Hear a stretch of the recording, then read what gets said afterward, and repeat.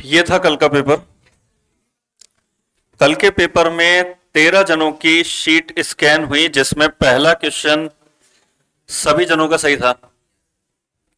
Second number का question केवल 3 जनों के सही है, बाकी 9 जनों का गलत है। सबसे ज्यादा जनों ने इसका आंसर दिया है ए वाला, यानी कि 12, जो गलत है। फिर आंसर दिया 3 जनों ने बी, ये भी गलत है। और सही आंसर है इसका सी, इसको 3 जनों ने दिया है, तीनों का सही है। 16 आंसर यहां कैसे है? तो देखो, पहले ऐसे त्रिभुज जिनमें कोई पार्टीशन करने की आवश्यकता नहीं है, जैसे कि ये वाले त्रिभुज हैं, केवल इस वाले हिस्से को हटा दो, बाकी सारे के सारे त्रिभुज हैं इसमें। तो अपने पास ये तो हो गए, इसके अंदर 6 त्रिभुज तो ये हो गए। 6 के बाद इसमें अगर हम दो दो त्रिभुजों को जोड़ दें, जैसे कि अगर हम यहां से स्टार्ट करेंगे, यहां से स्टार्ट करें, तो इन दोनों को जोड़ दें अपन, यानी कि हम बात करें इस वाले त्रिभुज की। इसके बाद में इस वाले टुकड़े से चलते हैं, इस वाले टुकड़े को जोड़ने के लिए ये भी दो टुकड़ों को जोड़ के, इसके बगल में एक ये भी है, मगर इसको जोड़ने से त्रिभुज नहीं बनेगा, तो अभी तक 2 ही बने। इसके बाद अब इस टुकड़े से ले लिया, तो इससे लेते हैं अपन। अगर इस वाले से अगर हम लेते हैं जोड़ करके, तो अगले इन दोनों को जोड़ दें तो त्रिभुज बन जाएगा। इसके बगल का इससे बन नहीं रहा था, इससे बन गया। 3 के बाद में अब इस वाले टुकड़े से लेते हैं, इस वाले टुकड़े से अगर इन दोनों को जोड़ते हैं तो त्रिभुज नहीं बनेगा। मगर इसी टुकड़े के साथ में अगर इसके अगले टुकड़े को जोड़ दें तो त्रिभुज बन गया। और इस वाले टुकड़े के साथ इसको ही नहीं, इस वाले को भी जोड़ दें तो भी त्रिभुज बन जाएगा। 5 त्रिभुज ऐसे बन गए जो कि हमने दो दो टुकड़ों को जोड़ करके बनाए। सिंगल में 6 थे, 2 त्रिभुजों को जोड़ करके कितने बने? 5। अब अगर 2 से ज्यादा टुकड़े जोड़ करके बनाए, अगर तो 2 से ज्यादा अगर टुकड़े जोड़ करके बनाए, तो जैसे इसमें यहां से स्टार्ट करें अपन, अगर तो देखो यहां से स्टार्ट करके कितना चलें, ये 2 में तो काम चलेगा नहीं, यहां तक जोड़ दें तो त्रिभुज बन जाएगा। अगर इस वाले टुकड़े से आगे बढ़े, यहां पर आए, तो यहां से भी अगर हम लास्ट एंड तक जाएं तो त्रिभुज बन जाएगा। 2 यहां बने, 2 यहां से ही बनेंगे, एक और एक ये नीचे वाला जो त्रिभुज था, ये त्रिभुज, इसके साथ भी अगर ये तीनों जोड़ दें तो त्रिभुज बन रहा है ना। ये भी 4 हो गए, 6 5 11, 11 4 15, 16वां किधर है? ये कंप्लीट, ये वाला। तो ये एक और जोड़ करके, और टोटल जो त्रिभुजों की संख्या थी वो थी 16 इसके अंदर। इसके बाद में क्वेश्चन जो है तीसरे में कोई ज्यादा दिक्कत नहीं है, बी आंसर 7 जनों का सही है। चौथा क्वेश्चन 11 जनों का सही है 13 में से। 15वां क्वेश्चन 12 जनों का सही है। छठे क्वेश्चन में जरूर गलती देखने को मिल रही है। छठा क्वेश्चन 6 जनों का सही है, 7 जनों का गलत है। तो 6 पे आते हैं अपन। 6 काफी जनों का गलत हुआ, ये वाला। इसका जो आंसर टिक किया है गलत करने वालों ने, इसका आंसर टिक किया ये वाला, जबकि इसका सही जो आंसर है वो है 32। त्रिभुज पूछे थे, और त्रिभुजों में एक ट्रिक अपन ने पढ़ी थी कि अगर किसी भी चौकोर बॉक्स में अगर त्रिभुज लेंगे तो इसके अंदर त्रिभुज कितने होते हैं? एक चौकोर बॉक्स ये है 8 वाला,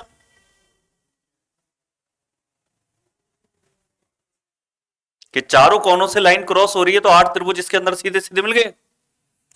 8 इसके नीचे मिल जाएंगे, 8 दूनी 16 हुए एक साथ। और गौर अगर आप करेंगे ना, तो इसमें और आसानी से आप ये भी ले सकते हैं, ये भी चौकोर बॉक्स वही है,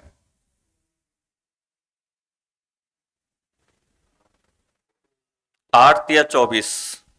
मगर जो त्रिभुज मिलते हैं ना, वो आपको त्रिभुज मिलते हैं ये वाले, मगर इसके अंदर पार्टीशन ये भी है, ये त्रिभुज अभी काउंट नहीं हुए हैं।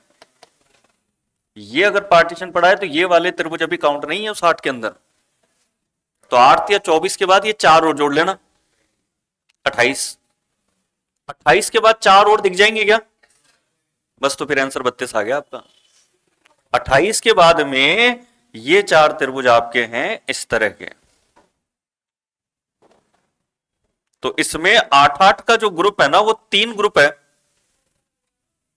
इस तरह के जो चौकोर बॉक्सेस थे वो 3 थे। तो एक बहुत बड़ी संख्या पे तो हम वैसे पहुंच गए थे 8 या 24 पर। और उसके बाद बचे हुए जो त्रिभुज हैं वो देखना इतना मुश्किल काम नहीं है। मगर बात वही है, प्रैक्टिस की बात है। जैसे ये वाला क्वेश्चन तो बिल्कुल ही प्रैक्टिस पर है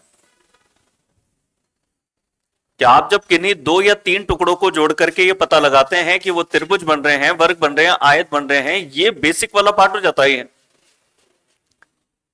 तो ये जो क्वेश्चन है, ये तो जितने क्वेश्चन अपन करते जाएंगे कहीं पर गलती की है तो उससे भी सीखने को मिलेगा हमें।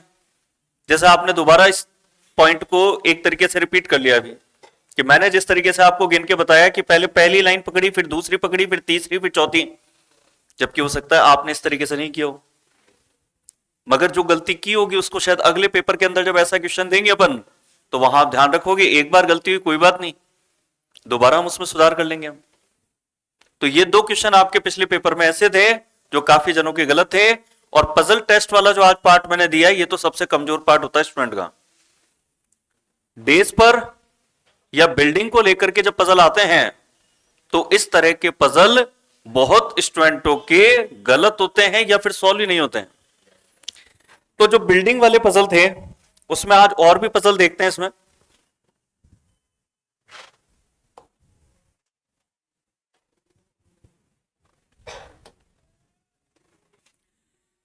एसएससी सीजीएल मेंस में था, डेज का क्वेश्चन है, और डेज या बिल्डिंग का अगर क्वेश्चन हो तो फिर बेस उसके अंदर वही लेते हैं अपन। तो यहां पर बेस अपन यही लेंगे, वार इसमें दिए हुए हैं सोमवार से लेकर के रविवार तक।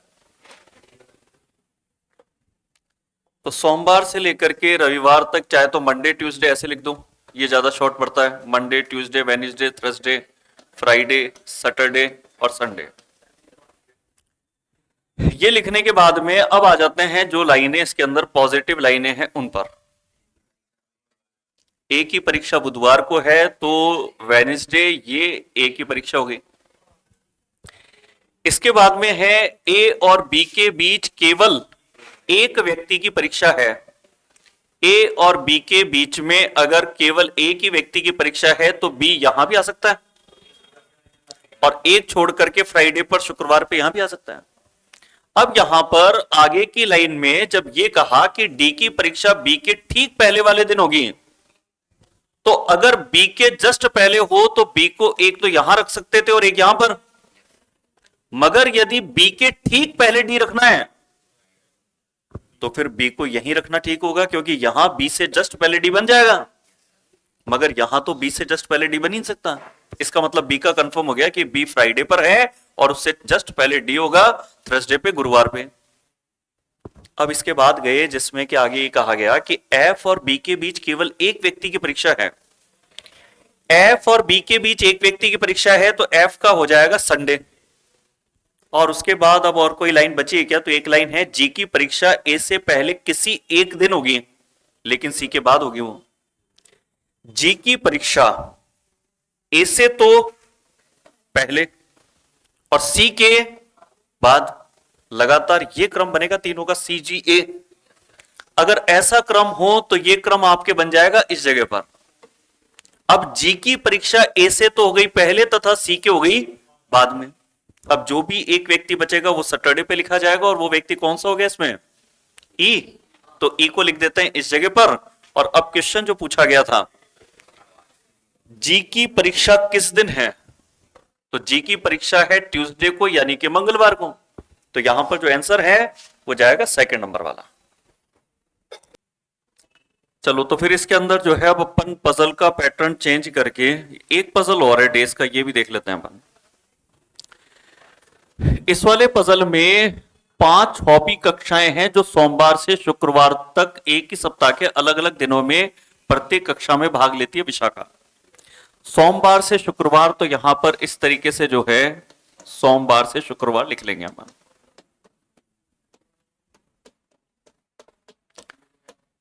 सोमवार से शुक्रवार लिखने के बाद में अब यहां पर लाइन है कि वह बुधवार को मॉडलिंग की कक्षा में भाग लेती है, तो आसानी से जानकारी मिल गई कि बुधवार को जो कक्षा है वो मॉडलिंग की है।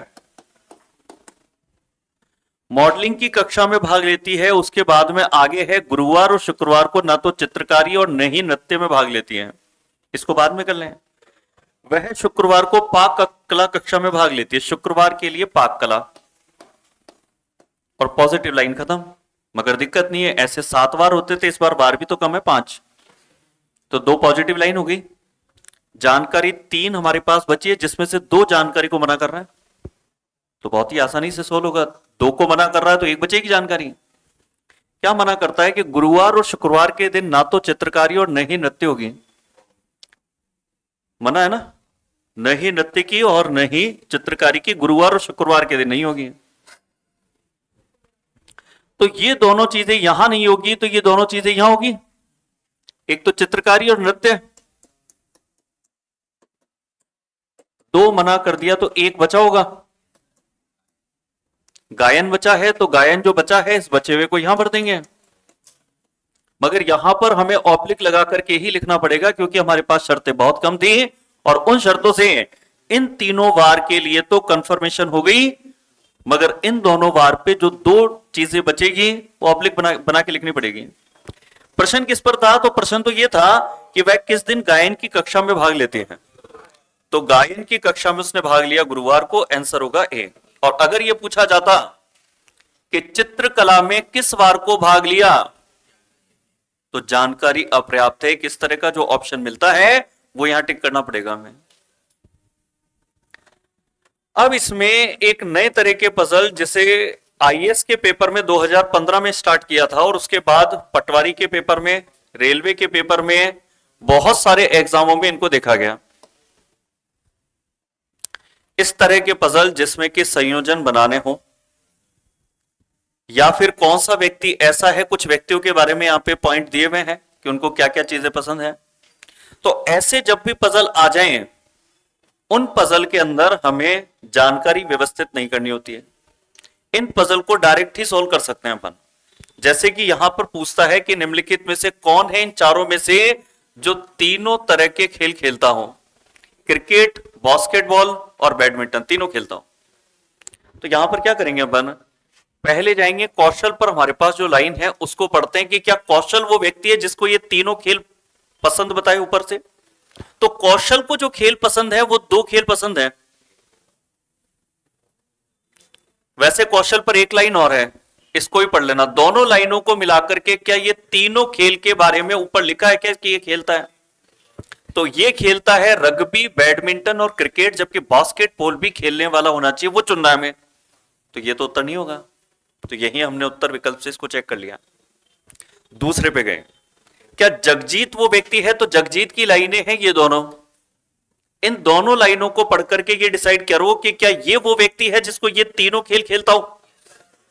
तो बिल्कुल ये वो व्यक्ति है, क्योंकि ये जो है बैडमिंटन भी खेलता है, बास्केटबॉल भी खेलता है और कौन सा खेल भी खेलता है। तो ये इसका राइट आंसर है।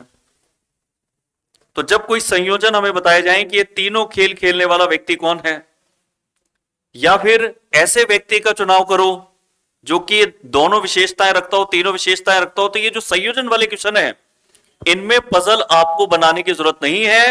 ये क्वेश्चन ऑप्शन देख करके हल हो जाते हैं। तो इनका भी सही तरीका पता होगा तो ये क्वेश्चन बिल्कुल आसान है, और सही तरीका पता नहीं होगा तो व्यक्तियों के नाम लिख करके और जितनी भी पसंद है वो सब लिखने बैठेंगे अपन, तो उसमें टाइम काफी जाया हो जाएगा। तो एक और क्वेश्चन इस तरह का लेते हैं, ये वाला। कुछ व्यक्ति हैं जो अलग अलग संकाय में पढ़ते हैं और यहां पर इन शर्तों के साथ में संयोजन हमें चुनना है।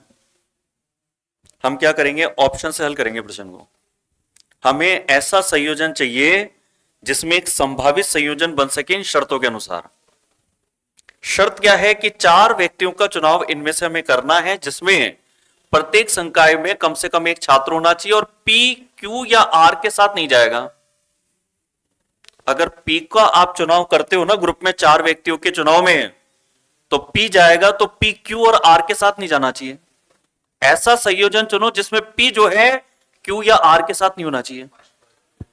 पहले ऑप्शन में P जो है Q और R के साथ नहीं है, मगर कोई ऑप्शन ऐसा जो गलत कर दें अपन, तो P Q और R के साथ कहीं पर दिख रहा है क्या इसमें? तो यहां दिख रहा है, देखो।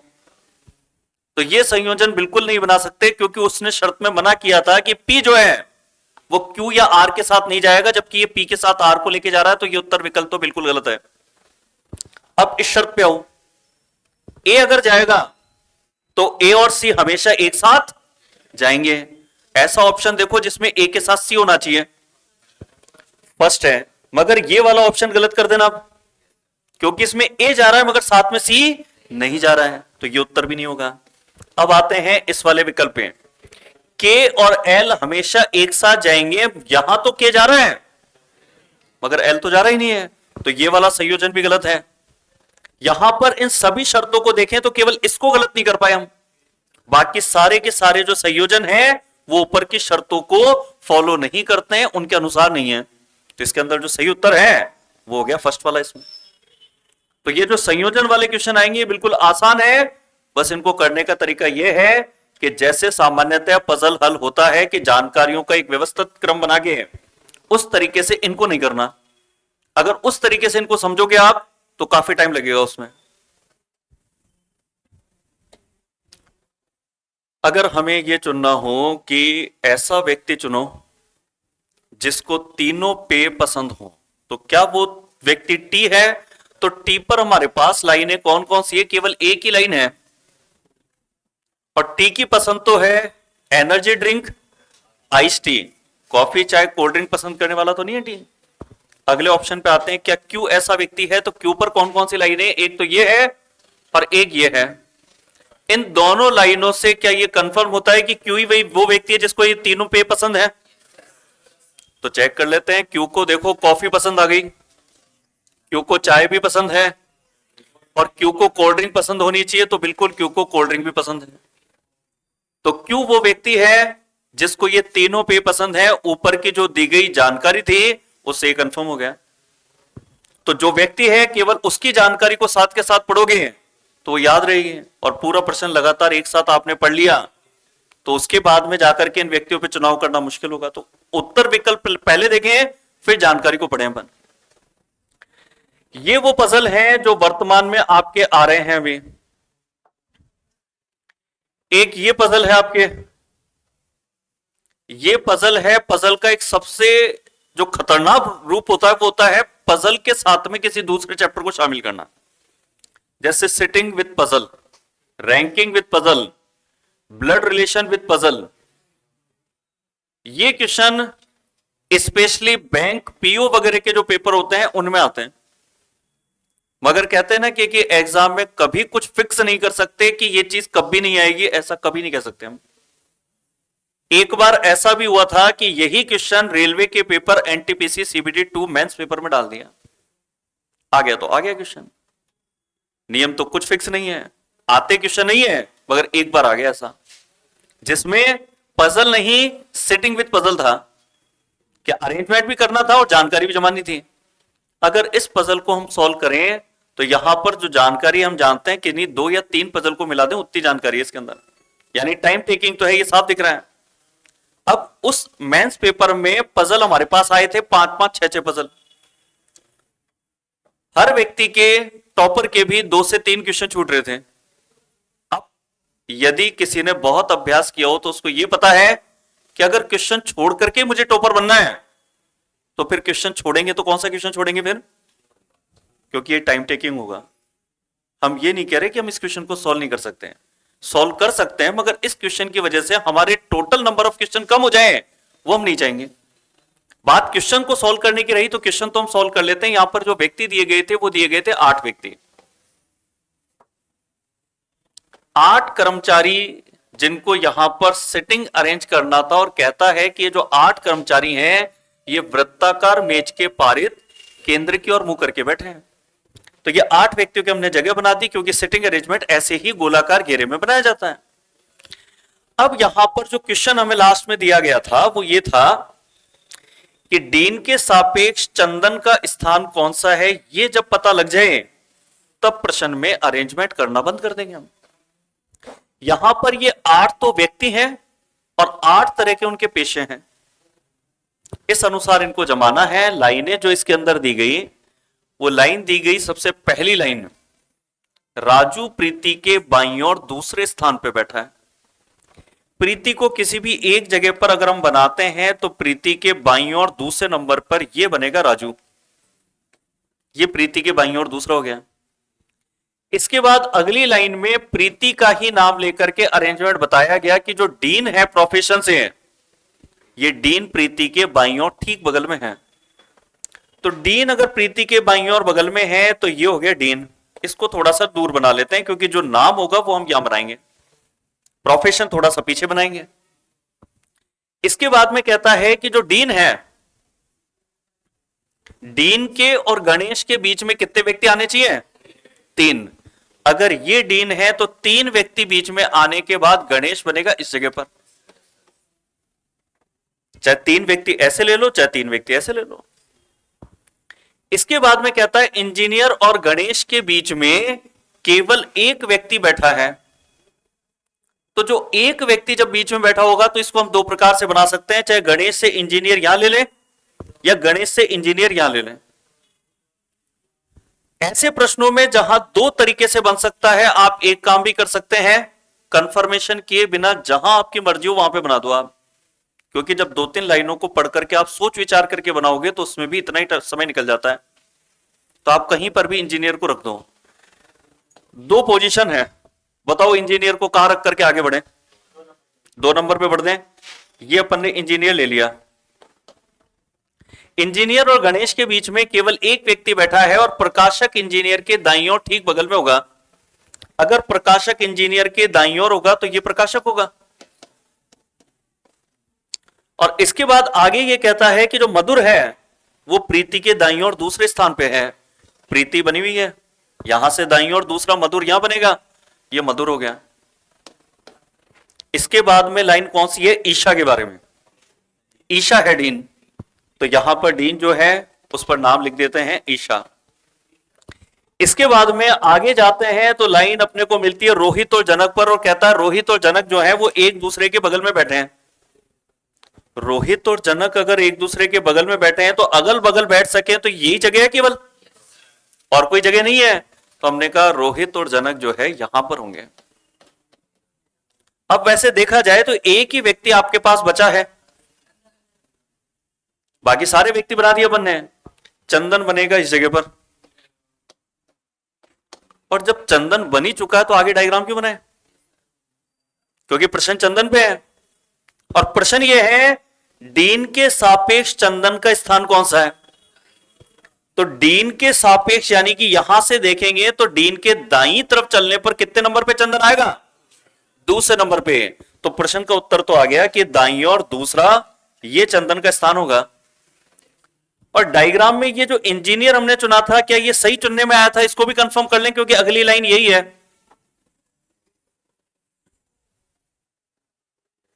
तो ये हमने सही चुना था। हमने ना तो रोहित और ना ही जनक इंजीनियर है, क्योंकि हम ये सोच रहे थे गणेश से एक छोड़ के इंजीनियर यहां लिखे हैं या यहां लिखे हैं। तो यहां लिखा है वो सही है, यहां लिखा होता तो हम गलत इसलिए करते हैं क्योंकि आगे शर्त क्या राम से कि रोहित और जनक दोनों ही इंजीनियर नहीं होंगे। तो इंजीनियर अगर आपने यहां लिखा भी होता तो काट करके आपको चेंज करके यहां करना पड़ता आपको।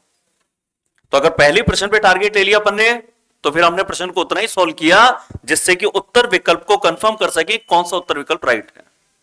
तो ये इस तरीके से जो डायग्राम है वो पूरा बन सकता है। और भी लाइनें पढ़ते जाएंगे तो जितने भी व्यक्ति हैं उन सबके प्रोफेशन भी निकाल सकते हैं हम। ये पजल का हम कह सकते हैं ये काफी टफ रूप है।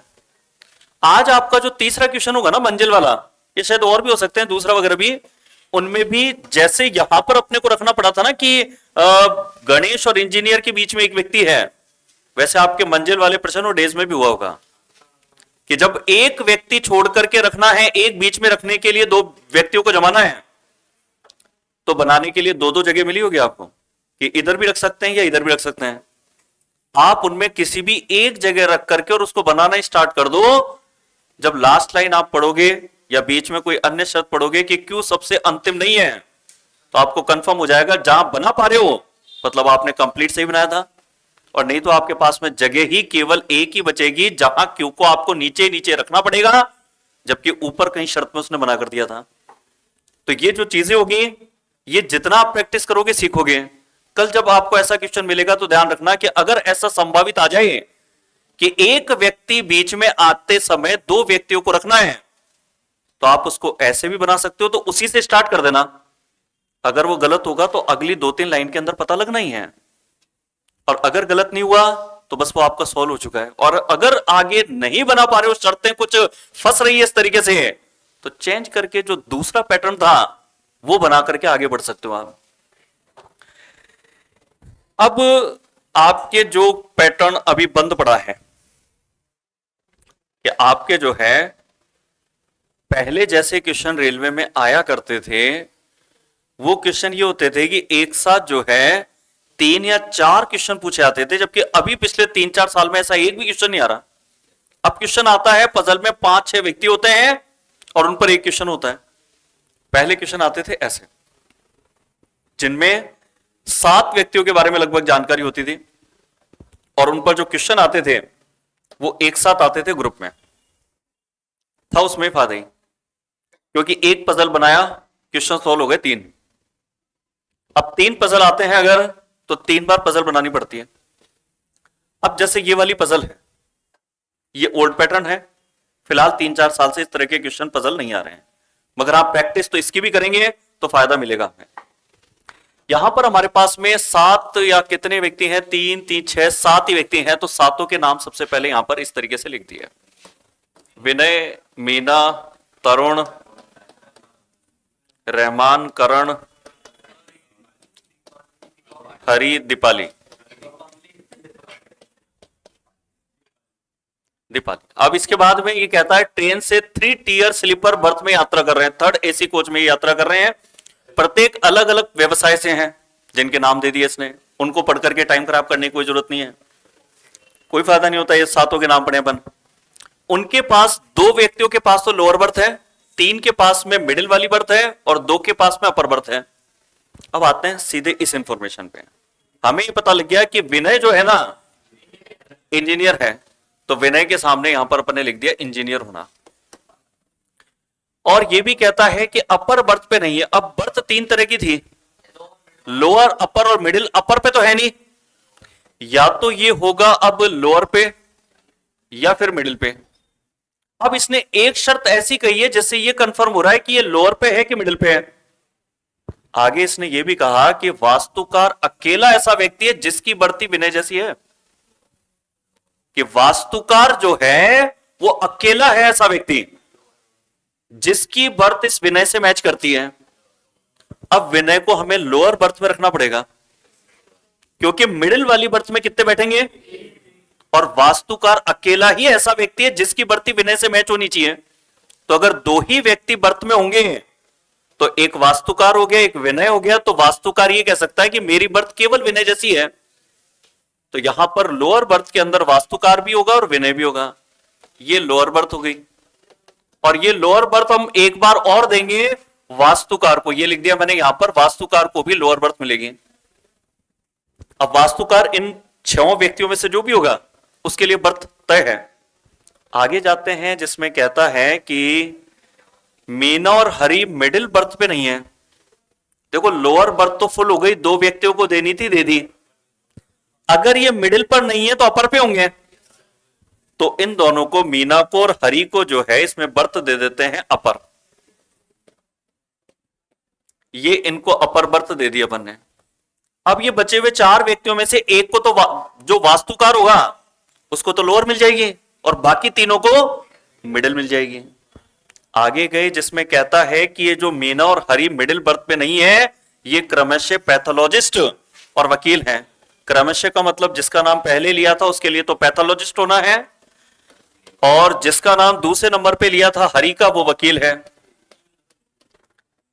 इसके बाद वास्तुकार के बारे में क्या लिखा है देखें। दीपाली ना तो पत्रकार और न ही वास्तुकार है। तो दीपाली अगर ना तो पत्रकार और न ही वास्तुकार है, तो हमारे पास प्रोफेशन कितने बचे यहां पर, 1 2 3 4। मगर एक लाइन बीच में और थी, पहले उसको पढ़ लें तरुण फिजियोथेरेपिस्ट है, तो तरुण का तो कंफर्म हो गया, फिजियोथेरेपिस्ट है।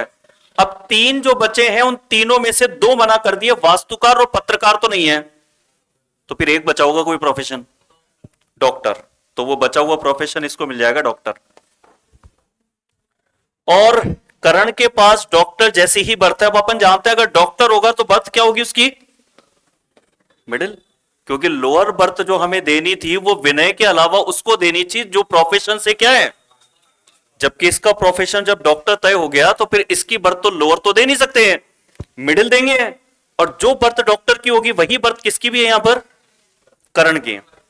तो करण की भी जो बर्थ है जैसे ही मिडिल लिखते हैं, तो अब लोअर बर्थ के साथ जो वास्तुकार है वो इन सब में से कौन होगा जो लोअर बर्थ के साथ वास्तुकार हो, तो केवल रहमान ही ऐसा व्यक्ति है जिसकी बर्थ लोअर लिख करके और प्रोफेशन वास्तुकार लिख सकते हैं अपन। तो ये लोअर और ये लिख देते हैं इधर वास्तुकार। अब एक प्रोफेशन बचा है पत्रकार होना। पत्रकार कौन होगा, जो भी जगह बची है यहां पर करण, यहां लिख देंगे। और एक बर्थ मिडिल अभी तक दो जगह भरी है, तो जहां जगह बची है वहां पर मिडिल लिख देंगे। इस तरीके से जितने भी व्यक्ति हैं उन सबकी बर्थ और उन सबके जो प्रोफेशन है वो क्लियर हो गए। और अरेंजमेंट चैप्टर के अंदर जब कोई अरेंजमेंट बना लेते हैं तो उस पर क्वेश्चन सॉल्व करना तो फॉर्मेलिटी होती है। फिर जैसे दीपाली का व्यवसाय कौन सा है, तो दीपाली का व्यवसाय है डॉक्टर होना। इसके बाद यदि अगले क्वेश्चन को देखें तो पूछा था कि निम्नलिखित में से वास्तुकार कौन है, रहमान हुआ था क्या, हाँ बिल्कुल रहमान इसमें वास्तुकार है। और इसके बाद लास्ट क्वेश्चन इस पर यह पूछा था कि निम्नलिखित में से किस जोड़ी के पास में अपर बर्थ है, तो अपर बर्थ किनके पास है, तो यहां आते हैं अपर बर्थ एक तो हरि के पास है और एक मीना के पास है। तो हरि और मीना, यानी कि यहां पर उत्तर जो टिक होगा वो होगा पहला वाला। ये चलो आज के लिए इतना ही करते हैं, बाकी करते हैं कल की क्लास में।